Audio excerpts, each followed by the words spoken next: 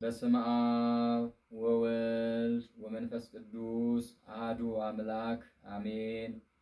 ክርስቶስ ተንሥአ እሙታን በዐቢይ ኃይል ወሥልጣን አሰሮ ለሰይጣን አግዓዞ ለአዳም ሰላም ሚዜሰ ኮነ ፍስሐ ወሰላም።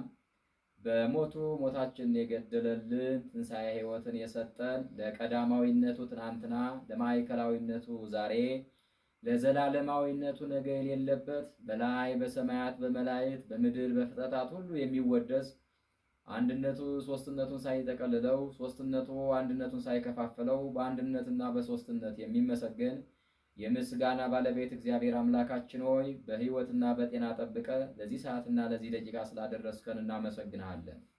አቤቱ የሰራዊት ጌታ እግዚአብሔር ሆይ በነቢያትና በሐዋርያት በሊቃውንት በጉባኤያቸው መካከል ተገኝተህ የቃልን መስኮት ከፍተህ ያስተማርክ አባት እግዚአብሔር በዚህ ሰዓትና በዚህ ደቂቃ ላይ ቃልህን እንድንናገር እንድንሰማ እንድናደምጥ እንድትፈቅድልን ያንተ ቅዱስ ፈቃድ ይሁንልን።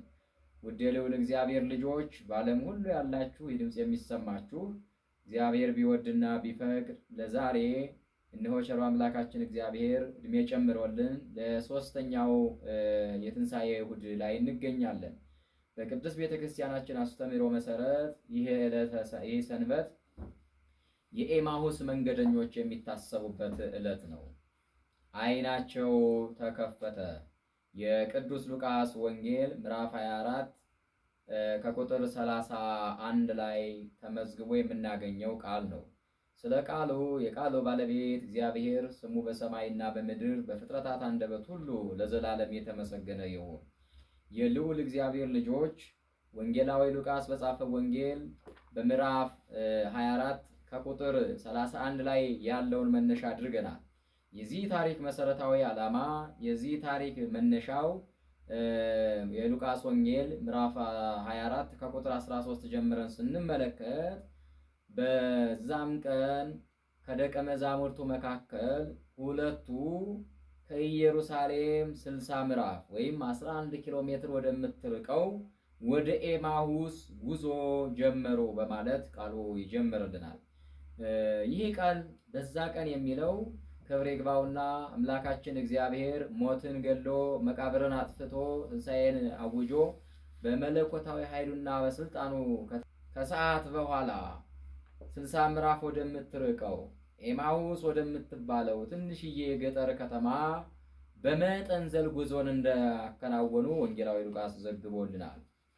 የመጠንዘላቸው የማዕዘናቸው ምክንያት ደግሞ ዓለሙን ለማዳን ለዓለሙ ሲል ከሰማይ ወደ ምድር ስለመጣው በ5 እንጀራ በ3 ዓሣ ብዙ ሕዝብን የመገበው የታመሙትን የሚፈውሰው ጎባጣውን የሚያቀናው ችግረኛውን የሚረዳው ለምጻሙን የሚያነጻው የናዝሬቱን ኢየሱስ ክርስቶስን ሕዝቡን ሁሉ ይታደጋል ብለው ያመኑት የናዝሬቱ ኢየሱስ ክርስቶስ በካህናት አለቆችና በሕዝብ ሽማግሌዎች ያለ ኃጢአቱና ያለ በደሉ በመስቀል ላይ ተሰቅሎ መሞቱ እሱን እያሰቡ የክርስቶስን መገረፉን የክርስቶስ እርጥብ መስቀል መሸከሙን የሰው ፍቅር አገብሮት ስጋውን ቆርሶ ደሙን አፍሶ በአካለ ስጋ ወደ መቃብር በአካለ ነፍስ ወደ ሲኦል ሂዶ በሲኦል የታሰሩትን በመፍታት በሶስተኛው ቀን በኃይሉና በስልጣኑ ከመቃብር ተነስቶ በነገው ዕለት መምህራቸው አባታቸው ኢየሱስ ክርስቶስ እንደሞተ በመቃብር ስጋው እንዳደረ ይህንን ካዩ በኋላ የክርስቶስ ደቀ መዛሙርት ይህንን እያወጡ እያወረዱ ይህንን መከራ በውስጣ በተሸክመው ይህንን መከራ ይዘው ወደ ኤማሁስ ጉዞን አደረጉ። ይሄ ጉዞ ተስፋ የመቁረጥ ጉዞ፣ ይሄ ጉዞ የመጠንዘል ጉዞ፣ ይሄ ጉዞ ድካም የታየበት ጉዞ፣ ይሄ ጉዞ ሐሳብ የበዛበት ጉዞ ነው ወገኖቼ። ነገር ግን ለመጠንዘላቸው ለሐሳባቸው ለጭንቀታቸው ምክንያት የሆነው የሕይወት መምህራቸው የቃሉን ትምህርት የእጆቹን በረከት ያዩ ያደመጡ የተመለከቱ ቅዱሳን ደቀ መዛሙርቱ በክፎች በሊቃነ ካህናት በሕዝብ ሽማግሌዎች ያለ ኃጢአቱና ያለ በደሉ በመስቀል ላይ ተሰቅሎ ስለሞተው ስለ ናዝሬቱ ስለ ኢየሱስ ክርስቶስ እየተነጋገሩ ጉዟቸውን ጀመሩ።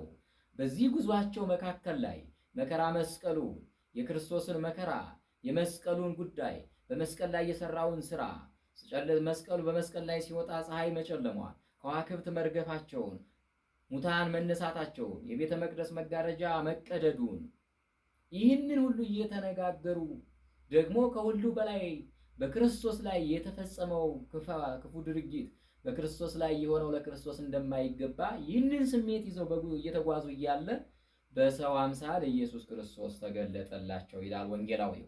ወገኖቼ ኢየሱስ ክርስቶስ በሰው አምሳል ተገለጠና እናንት ሰላምታ ከሰጣቸው በኋላ እየሄዳችሁ የምታወሩት የምትነጋገሩት የምታወጡት የምታወርዱት ነገር ምንድነው ብሎ ጠየቃቸው። ከእነርሱ መካከል አንዱ እንዲህ አለ፣ በእውኑ አንተ ለኢየሩሳሌም እንግዳ ነህን? በዚህ ሳምንት በዚህ ሰሞን በኢየሩሳሌም ከተማ ውስጥ በካህናት አለቆች በሕዝብ ሽማግሌዎች የናዝሬቱን ኢየሱስ ክርስቶስን ሕዝቡን ነፃ ያወጣል፣ ሕዝቡን ያድናል፣ የሕዝቡን ይቤዣል ያልነውን የናዝሬቱን ኢየሱስ ክርስቶስን ነቢያት የተነበዩለትን ያመንበትን የናዝሬቱን ኢየሱስ ክርስቶስን በኢየሩሳሌም ከተማ የተደረገውን አታውቅምን አሉት።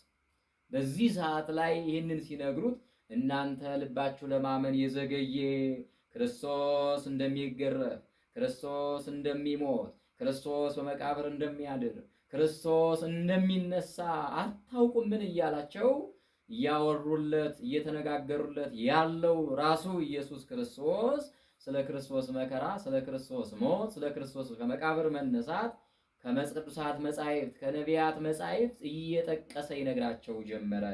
እየጠቀሰ ያስተምራቸው ጀመረ። የነቢያትን ትንቢት የነቢያትን ክርስቶስ እንደሚወልድ እንደሚወለድ እንደሚሞት የተጻፈውን በመጻሕፍት የተጻፈውን ይነግራቸው ጀመረ። ነገር ግን እንዳያውቁት ዓይናቸው ተይዞ ነበር ይለናል። የእግዚአብሔር ልጆች እግዚአብሔር ዓይንን ካልከፈተ ውሳጣዊ ዓይናችንን ካልከፈተልን ውሳጣዊ ሕሊናችንን ካላበራልን ነገሮችን ማየት አንችልም።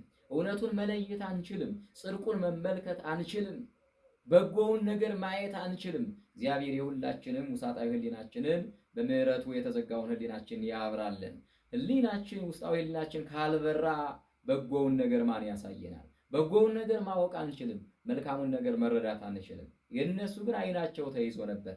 ይህንን እየነገራቸው ከኢየሱስ ክርስቶስ ጋር ጉዟቸው ቀጠለ። እነሆ ፀሐይ ቆለቆለች፣ ቀኑ መሸ። እነሆ በጉዞ ላይ ያሉት የኤማሁስ መንገድተኞች ወይም ደግሞ ደቀ መዛሙርቱም የሚሄዱበት የሚጓዙበት ቦታ ላይ ሲደርሱ ቀኑ እንደመሻ ተመለከቱና ቀኑ መሽቷል፣ ወደኛ ግባ፣ ከኛ ጋር እደር አሉት። ከእነርሱ ጋር እንዲያድር ኢየሱስ ክርስቶስን ጋበዙት። ከኛ ጋር እደር ብለው ወደ ቤታቸው ክርስቶስን ይዘውት ገቡ። እርሱም ኢየሱስ ክርስቶስ ከእነርሱ ጋር ገባ። እሱ ራሱ እንደተናገረው በበር ላይ ሁኜ በሩን አንኳኳለሁ፣ የሚከፍትልኝ ቢኖር ወደ ውስጥ እገባለሁ፣ ከእርሱ ጋር እራት እበላለሁ ያለ አምላክ እግዚአብሔር ግባ ሲሉት አብሮ ከእነርሱ ጋር ገባ። ወገኖቼ እግዚአብሔር ዛሬም ከኔና ከእናንተ ጋር አብሮን ሊበላ ከኔና ከእናንተ ጋር አብሮን ሊጠጣ ከኔና ከእናንተ ጋር አብሮን ሊኖር አብረን እንኑር እያለን የእያንዳንዳችን ልቡና የእያንዳንዳችን የሕይወታችን በር እያንኳኳ ይገኛል። ራሱ እንደተናገረው ግን ከኛ በፈቃደኝነት መክፈት ና ከኔ ጋር አሁን እኔ ካንተ ጋር ልሁን ማለት ከኛ ይጠበቃል። ራሱ እንደተናገረው ወገኖቼ ስጋዬን የሚበላ ደግሞ ደሜን የሚጠጣ እርሱ ከኔ ጋር ይኖራል እኔም ከእርሱ ጋር እኖራለሁ ብሎ እንደተናገረ ወደ ቤት ግባ ባሉት ሰዓት ከደቀ መዛሙርቱ ጋር አብሮ እንግዳ ሆኖ ገባ። እንግዳ ሰው ሆኖ ገባ። ወደ ቤት ከገባ በኋላም ማዕድ አቀረቡለት።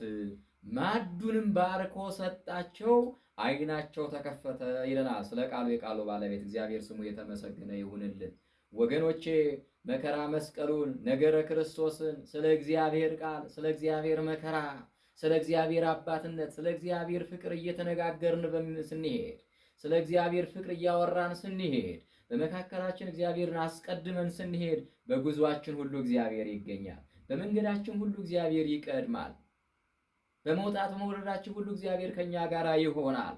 ከምኑ ምን ስናደርግ? የእግዚአብሔርን መከራውን ስናስብ፣ የእግዚአብሔርን ለሰው ያደረገውን ውለታውን ፍቅሩን ስናስብ የእግዚአብሔርን መከራውን መውጣውረዱን መገረፉን መሰቀሉን እርጥብ መስቀል መሸከሙን እያሰቡ ከሚሄዱት መከራ መስቀሉን ነገረ መስቀሉን ከሚያስቡት ከሚዘክሩት ጋራ ክርስቶስ አብሮ ይሄዳል። ከቅዱሳኑ ጋር አብሮ ሄደው የእርሱን መከራ እያወሩ በእርሱ ላይ የደረሰውን መከራ እየዘከሩ በእርሱ ላይ የተከናወነውን ክንዋኔ እያስጨነቃቸው ተስፋ እያስቆረጣቸው መሞት አልነበረበትም፣ መገረፍ አልነበረበትም እያሉ እየተነጋገሩ በሚሄዱት ወደ ደቀ መዛሙርቱ ላይ ተገኝቶ አብሮ ራት ሊበላ ከእነርሱ ጋር ገባ።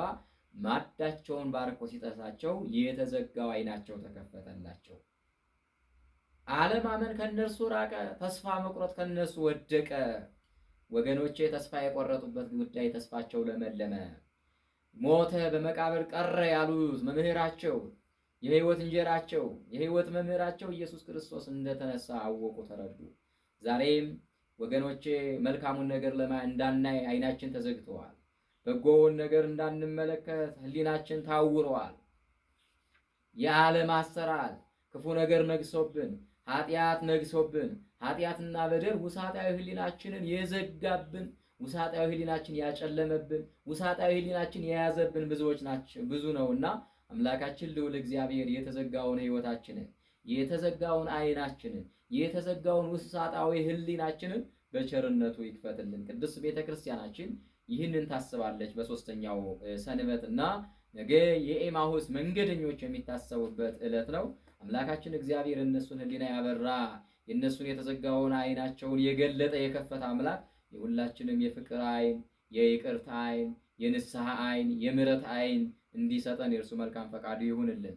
ያስተማረንና የመከረን የገሰጸን የቃሉ ባለቤት ልዑል እግዚአብሔር አምላካችን ስሙ በሰማይና በምድር የተመሰገነ ይሁንልን። እንደ ቃሉ ተመላልሰን እንደ ቃሉ ኑረን በምድር በረከትን በሰማይ ጽድቁ እንድንወርስ እግዚአብሔር ሁላችንን ይርዳል።